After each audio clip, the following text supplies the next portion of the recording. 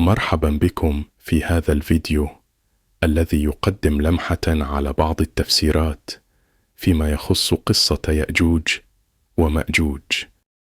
يأجوج ومأجوج هما شخصيتان غامضتان ذكرتا في العديد من النصوص الدينية والكتب المقدسة، ويعتبران جزءا من الميثولوجيا الإسلامية وكذلك في التقاليد اليهودية والمسيحية. يعتقد أن يأجوج ومأجوج هما قبيلتان أو شعوب تأتي في نهاية الزمان لتنشر الفساد والدمار قبل أن يتم القضاء عليهما من قبل الله. سنستعرض في هذا العرض أهم الجوانب المرتبطة بيأجوج ومأجوج من حيث ذكرهما في القرآن الكريم والحديث النبوي الشريف، وكذلك التفسيرات الدينية والتاريخية المختلفة حولهما.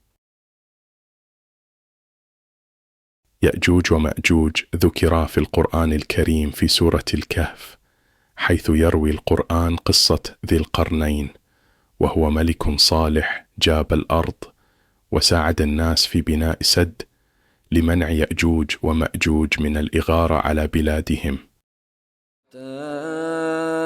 إذا بلغ بين السدين وجد من دونهما قوما لا يكادون يفقهون قولا قالوا يا ذا القرنين إن يأجوج ومأجوج مفسدون في الأرض فهل نجعل لك خرجا على أن تجعل بيننا وبينهم سدا. في هذه الآيات يصف القرآن كيف أن ذا القرنين بنى سدا قويا من الحديد والنحاس ليمنع يأجوج ومأجوج من اجتياح الأراضي المحيطة ونشر الفساد فيها. تحدث الرسول محمد صلى الله عليه وسلم عن يأجوج ومأجوج في عدة أحاديث مبينا دورهما في أحداث آخر الزمان. من هذه الأحاديث قال النبي صلى الله عليه وسلم: إن يأجوج ومأجوج يحفرون كل يوم حتى إذا كادوا يرون شعاع الشمس قال الذي عليهم: ارجعوا فسنحفره غدا، فيعيده الله أشد مكان، حتى إذا بلغت مدتهم وأراد الله أن يبعثهم على الناس حفروا حتى إذا كادوا يرون شعاع الشمس قال الذي عليهم: ارجعوا فسنحفره غدا إن شاء الله، فيستثني فيعودون إليه وهو كهيئته حين تركوه، فيحفرونه ويخرجون على الناس فينشفون الماء ويتحصن الناس منهم في حصونهم فيرمون بسهامهم إلى السماء فترجع عليها كهيئة الدم، فيقولون: قهرنا أهل الأرض وعلونا أهل السماء، فيبعث الله عليهم نغفا في رقابهم فيصبحون فرسة كموت نفس واحدة. رواه البخاري. ويبعث الله يأجوج ومأجوج وهم من كل حدب ينسلون، فيمر أوائلهم على بحيرة طبرية فيشربون ما فيها، ويمر آخرهم فيقولون: لقد كان بهذه مرة ماء. رواه مسلم. تتعدد التفسيرات حول هوية يأجوج ومأجوج ومكان وجودهم. يعتقد بعض المفسرين أن يأجوج ومأجوج هم شعوب بدوية تعيش في مناطق نائية، بينما يرى آخرون أن هؤلاء الأقوام يمثلون تهديدات مستقبلية للعالم. بعض التفسيرات تشير إلى أن يأجوج ومأجوج يمكن أن يكونوا رمزا للأمم المعادية للإسلام التي ستظهر في آخر الزمان. هناك العديد من النظريات حول أصل يأجوج ومأجوج. يعتقد بعض العلماء أنهم يمثلون قبائل تتار ومنغولية كانت تعيش في منطقة آسيا الوسطى، والتي اشتهرت بغزواتها العنيفة وتدميرها للحضارات المجاورة، بينما يرى آخرون أن يأجوج ومأجوج يمكن أن يكونا رموزا للأخطار المستقبلية التي تهدد العالم الإسلامي. في التقاليد اليهودية ورد ذكر يأجوج ومأجوج في سفر حزقيال وسفر الرؤيا.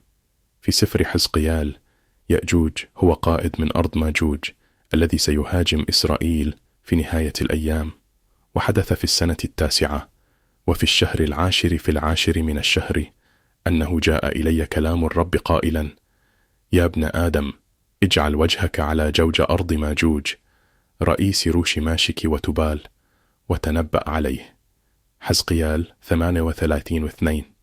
في سفر الرؤيا يذكر يأجوج ومأجوج كأمم سيقودها الشيطان ضد الله في نهاية الزمان، وسيخرج ليضل الأمم التي في زوايا الأرض الأربع جوج وماجوج ليجمعهم للحرب، وعددهم كرمل البحر.